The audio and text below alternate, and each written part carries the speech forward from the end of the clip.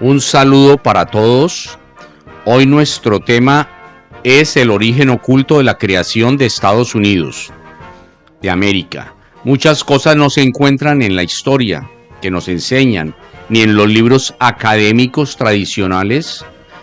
Hemos hecho una síntesis basada en el trabajo del periodista Nicolás Mora. Quédense hasta el final de este video y quedarán sorprendidos. Bienvenidos a Historia Enigmática, donde nos sumergimos en los relatos más intrigantes de la historia. Antes de comenzar, asegúrate de hacer clic en el botón de suscripción para mantenerte al tanto de todos nuestros contenidos.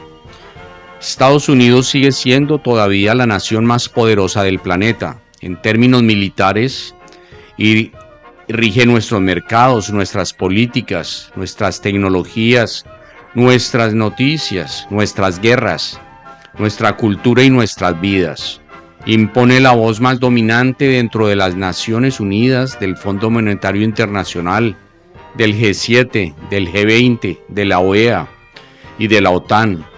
Con una presencia bélica monstruosa de 5.000 ojivas nucleares, 750.000 bases distribuidas en 80 países y el mayor vendedor armamentístico de todos. No solo rige la hegemonía, sino también la meca de la civilización del espectáculo. Posee imponentes agencias de noticias, cadenas masivas de comida rápida y las mismísimas capitales del cine y la tecnología, Hollywood y Silicon Valley en el mismo estado, California. ¿Quién no ha buscado una receta o una persona por Google? ¿Quién no tiene un perfil en Facebook, de Instagram o Twitter?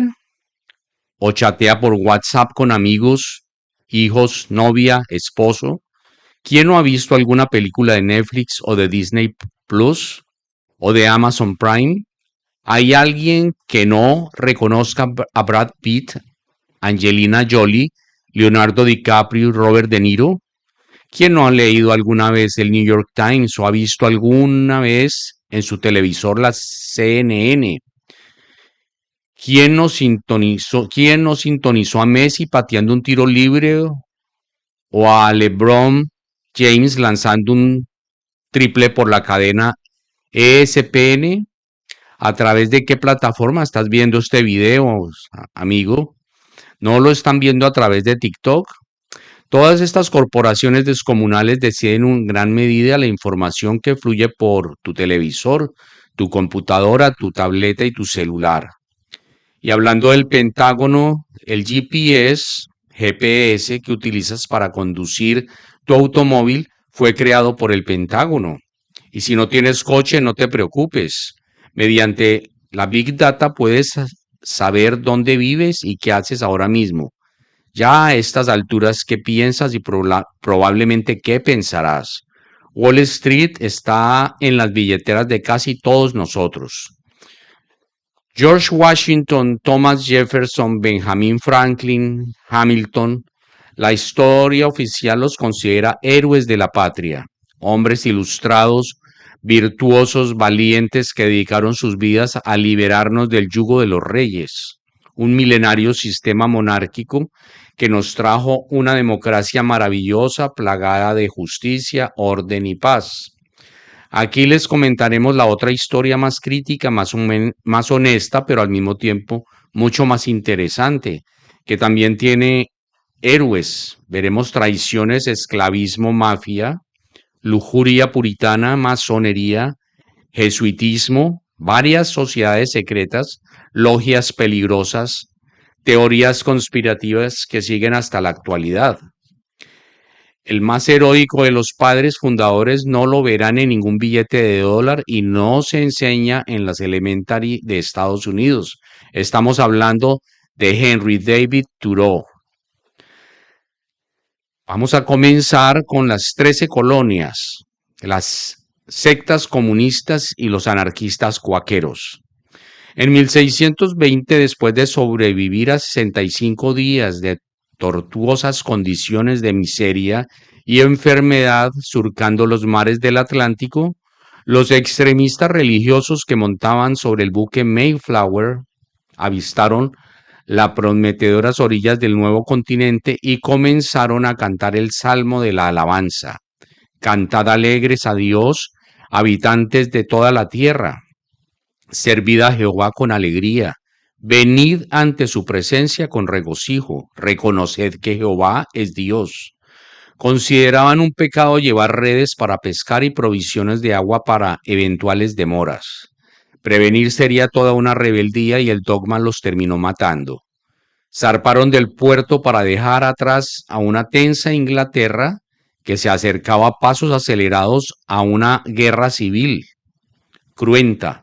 Estos primeros colonos que hoy conocemos como los Pilgrims, peregrinos, eran puritanos acusados de separatistas por querer distanciarse de la iglesia de su reino, iglesia anglicana, que recordemos fue creada por Enrique VII, que estaba cansado de tener que cortarle las cabezas a sus esposas ante la imposibilidad del divorcio y decidió ser al mismo tiempo monarca y teócrata, líder del Estado y líder religioso. A muy duras penas, es decir, en 2 años habían perdido más de la mitad del centenar de personas que tenían. El principal cronista de esa comuna era William Bradford. Aprendieron a cosechar, luego a vender. Entregados a las virtudes del mercado, pudieron progresar en América del Norte, pero les esperaba una ingrata sorpresa. Hacia 1640, un disidente protestante llamado George Fox fundaba en la isla de donde escaparon la Honorable Sociedad de los Amigos, una comunidad religiosa que desafiaba las doctrinas oficiales del cristianismo y las leyes contra los cultos ilegales. En 1650, Fox, que con buenas razones no era amigo de pagar impuestos, fue sometido a un juicio.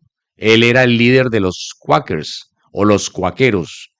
Fox acabó siendo condenado a prisión, donde se le hicieron sufrir múltiples torturas por negarse a tomar las armas y pelear por la corona, y estuvo muy cerca de ser condenado a la pena de muerte. A partir de julio de 1656, cuando las misioneras cuáqueras británicas Mary Fisher y Anne Austin, que predicaban en Boston la obediencia individual de la luz interior, fueron encarceladas, obligadas a desnudarse en público y sus cuerpos fueron examinados hasta lo más íntimo en la plaza en invierno y frente a los perversos ojos de estos locos reprimidos en busca de signos de brujería. Acabaron siendo deportadas para nunca regresar. Peor desenlace sufrió Mary Derrier, que fue llevada a la horca cerca del Parque Boston Common por desafiar una ley puritana que prohibía la presencia de cuáqueros en la colonia.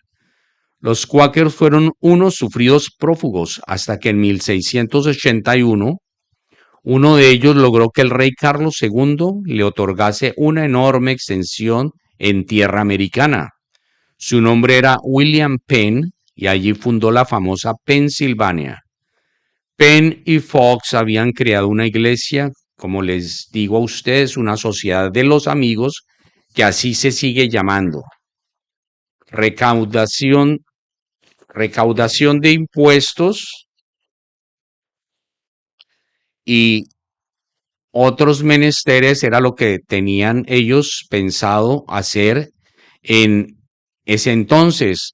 Para 1732 ya se había construido las famosas 13 colonias que abarcaban la costa este y que en poco más de 100 años su crecimiento demográfico había sido impactante.